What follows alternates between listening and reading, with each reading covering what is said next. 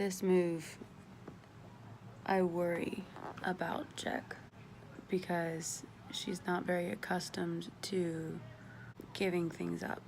She's not really used to that. She hasn't really moved around very much, and she grew up able to form attachments with the things that she liked, which isn't an issue. It's not a bad thing at all. As a military brat, well, pretty standard, military brats to go one of two ways. One being that we bond with everything really, really quickly and we want to keep it, or we just don't bond with things at all because it doesn't matter. I am the latter.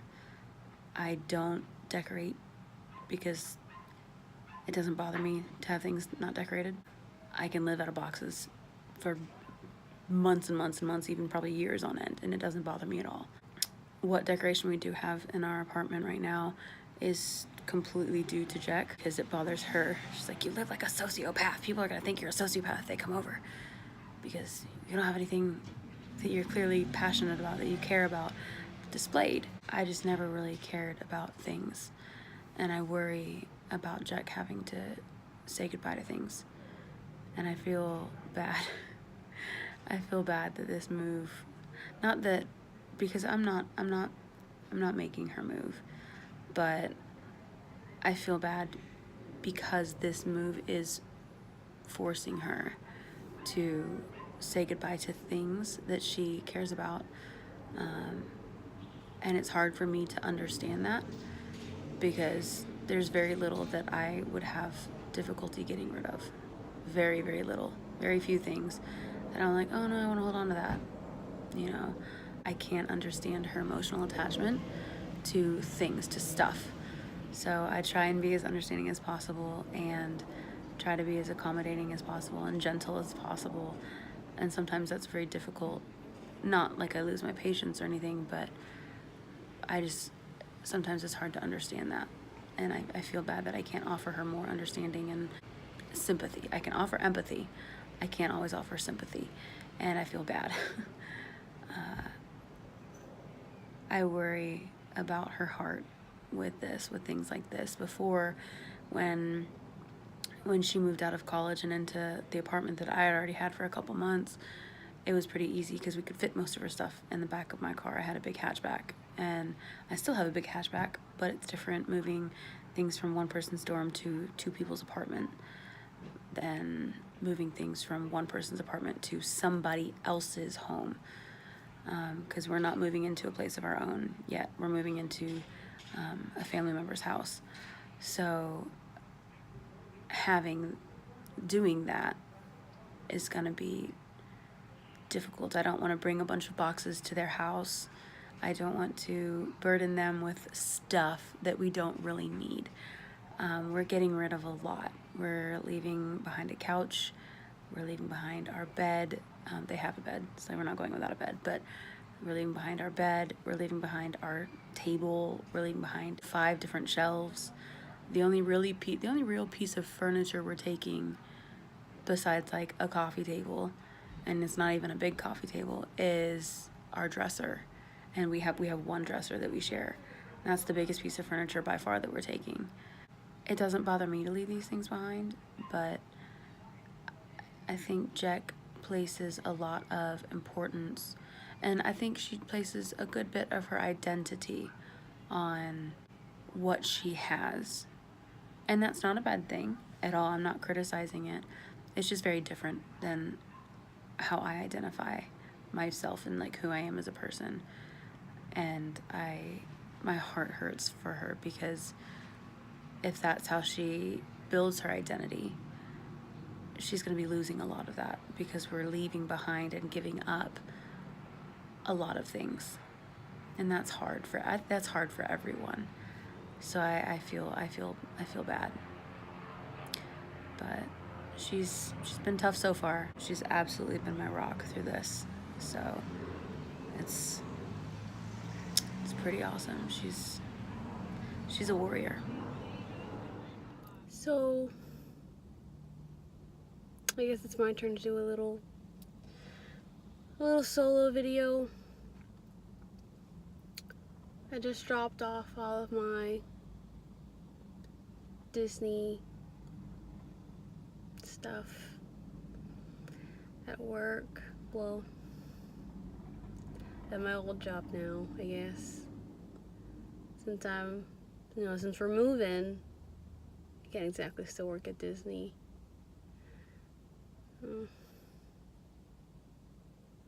It's a lot harder than I thought it would be. I feel like I really underestimated how much I loved working here. But it's okay. I'm literally right outside Disney. Like, if I go out of this gas station, make a left, and then make another right, and then make another left, I'd be on Disney campus. We're moving for the right reason.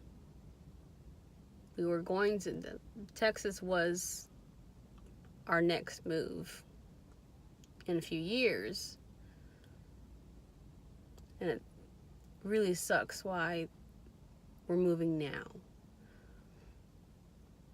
But I am happy that we're moving. It's just gonna be a bit tough to get used to everything. But I'm gonna do my best. I'm going to pray a lot. I mean, I'm still taking my vet classes, so hopefully I can find a vet job or something. I'll clean kennels if I have to be completely honest, just to get my foot in the door. I don't know how the rest of this move is gonna go, but I'm gonna be okay. We're gonna be okay. Our family's going to be okay. I'm gonna be okay. So today I officially resigned from my school. I went and met with my principal, who was really, really understanding. It was kind of tough because he actually asked me not to stay, but to stay on, to go on basically administrative leave and come back when things were better. There is no certainty as to when it will get better, so we can't bet on that. And I don't want to leave my students hanging on for when it will, might, when, maybe, could, should possibly be easier. I don't want that for them. I want them to have a teacher who is able and competent and capable of teaching them and upping their lexile levels and helping them read and improving their reading comprehension and their grasp on the language. That's not what I want. I don't want them to just have a long-term sub who isn't trained to do what I do. So I said no, which was very hard. And I teared up a couple times. But I think that I made the right choice. I think I did the right thing. I did what my kids need from me. And I gave them that. And I'm proud. And it's gonna be rad. It's gonna be okay. I'm dreading the day when I tell the rest of my students of this year that I'm leaving, because I don't want to. I don't want to make them sad. I don't want to ruin their days. I don't want to make them worry and make them anxious, like I know they will be, like they have every right to be. Hopefully it goes okay. But I have been busy and I've been working and I'm proud of myself. And Jack has had a busy day. She went and donated a bunch of stuff to a donation center, and she's kept laundry going. She loved on the pups. She's had a busy, busy day. So we're proud of Jack. Send her some love. So it is November 1st, and I have just finished packing up all of the clothes. If I find any more clothes at this point, they're being donated. I don't care.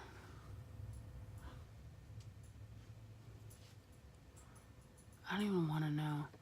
At this point, At this point, I don't even care what they are. It could be my favorite dress, and it's gonna be thrown away. I don't care about clothes anymore. I don't want to see anything else. I'm so tired of seeing clothes.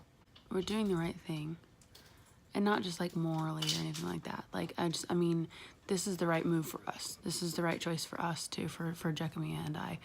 This is absolutely the right move. It helps us in so many ways, but it's exhausting to pack a house. I did it a million times when I was little, but not even when I was little. I did it last year. Moving into this apartment, I did it, but it's exhausting. I hate it. I hate the packing up process. Love unpacking. Hate packing up. So I don't know why the laundry took us so long, but it really did. But now it's done, and any laundry we find other than what we have in our suitcase that we're living out of for the next 2 weeks, it's being donated. I don't care what it is. It's done. So it's taken care of. I feel good. I'm really tired. I'm exhausted. Jack's been working so hard. She's done so much while I'm at work. She's always working her butt off and still trying to keep up with her classes and stuff. The things she's doing is just incredible. I always knew she was strong, but this is like a whole new side to her. Completely new side to her. She's working tirelessly. She is asking me every single night, what do you need me to do tomorrow while you're at work? And I just text her a list so neither of us forgets what needs to be done. And every single night when I text that list to her, I don't expect everything on that list to be done. Just, a good bit of it, because there's a lot. I text her everything, like my entire goal for the day, not just until 2:30 when I get off work. But she has either everything or dang near every single thing on that list done. And it's incredible. She's doing so much. And then she does other stuff too, because she gets sidetracked. So she does like other stuff on top of it. And it's just, I've never seen her work like this. And I think it helps me because it makes me feel like she's just as anxious to get there as I am, for all the same reasons. We're excited, I'm sad to be leaving my work, but we're really excited to get there.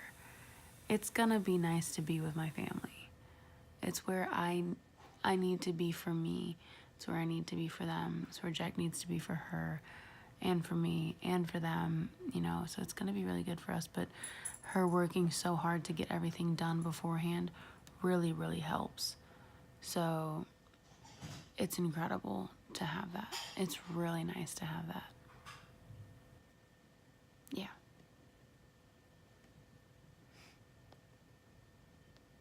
We told more of my family that I'm moving tomorrow. Another part of my family that lives in Florida, who we're very close to. And that was hard. But, they agree that we're doing the right thing. And I know we're doing the right thing. And as the days go by, as it's closer to our moving day, I'm more excited than anything. And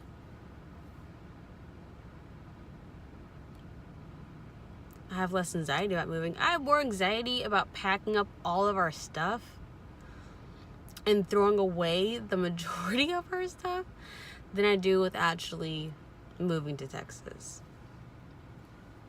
And I know Coda and her family are still worried about, how I'm going to be, if I'm going to be happy there and stuff like that. And I am very thankful that they worry about my well-being.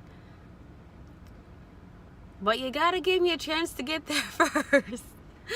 You got to give me a chance to to like settle down first. And then I'll complain. I mean, Coda wants me to have more of these like talking videos, but I'm ready. I'm ready to see where this road takes us. And if we come up with some issues or whatever, we're gonna work through it. You know, she's really worried that I'm gonna hate it there and that I'm just gonna want to up and leave, but I'm not going anywhere. If we do have an issue, obviously we're gonna work through it. I'm not gonna just leave. That's rude. And if I'm not happy there, we'll work something out. It's gonna be okay. I'm gonna be okay. Y'all worry too much. Hello. So I didn't think I'd be doing another one of these solo videos, but I've been talking to, my side of the family, and I guess I want to express some of their worries. For some of you who don't know, I am black. Well, I'm half black. Half black, half Panamanian. My mom's Panamanian, my dad's black. And, as there are certain places where it is stereotyped that are unsafe for black people. Like, some people say Alabama, Oklahoma, basically the South is not safe for black people to be, black people to live. And there are certain areas in those states where it's not safe for even black people to stop for gas. And that's the world we live in. Sadly, it is. It is the world we live in. And Texas is one of those states. It's one of the states that black people worry about. Now it is. I wouldn't say that I'm terrified because I'm black, because I'm also Jewish, and that I don't know if there is that big of a Jewish community or a black community where we're moving to. I don't think there is, because it's a really small town. But there's a synagogue, which is really cool. But my side of the family is a bit more worried because of the demographic, and because it is Texas, and because it's a red state, and it's progressive, but it's a very slow progression. And I will admit that I was fearful in like a year or two back when the possibility of moving to Texas was first brought up. Because, I want to go somewhere where I feel safe. And, a while back, the idea of going to Texas was not, I didn't want to go. Because I'm black. Because I'm Jewish. And I feel a lot better about moving now. Because, I've been to where we're moving to. I've seen around the area. And it's a small town. It's a small town. It's kind of like Winchester, where I grew up. There's not much to do, but there's like a city next to it where there's stuff to do and, stuff like that. And, I'll admit that anywhere I go, anywhere I move to, I'm cautious. I'm cautious when I see a cop. because I have to be. I'm cautious when I go anywhere by myself, also because I'm a woman and I'm very small. These are just facts that people like me have to realize and have to deal with. A lot of people on my side of the family are worried, and I understand their worry. I'm not gonna go and be terrified to move when I go up there. I'm still going to live. I'm going to live. And if there does come a problem, we'll figure something out.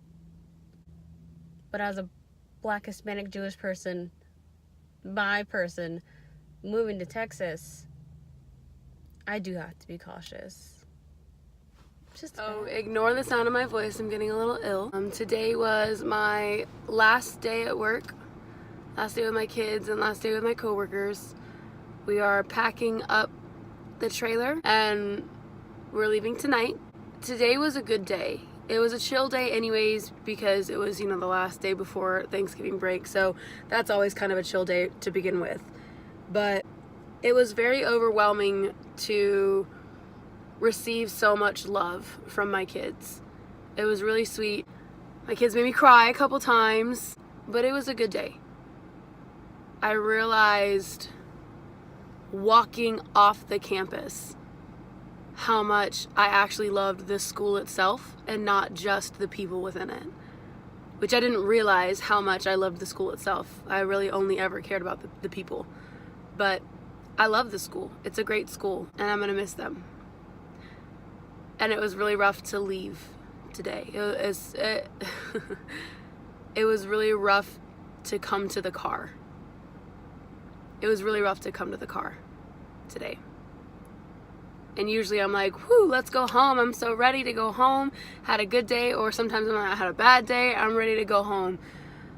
So I'm usually excited to get to the car. And today I wasn't so excited to get to the car. It was rough to go to the car. And like saying goodbye to some of my colleagues and some, just happened to have left before I could get down to their rooms or something like that to say goodbye. That was really difficult. And I'm gonna miss them a lot. I sent an email to the entire staff body and, basically just kind of saying thank you and that I really appreciate all the growing that they've allowed me to do. And the immediate overwhelming response that I got back from other teachers and staff members was really, really overwhelming and really touching.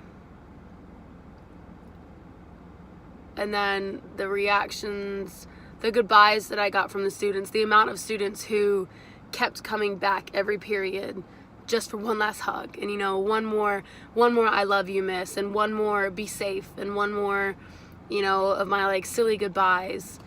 The hardest part was self-inflicted, I know. Every day I tell my students, bye guys, I love you, have a good day, I'll see you tomorrow.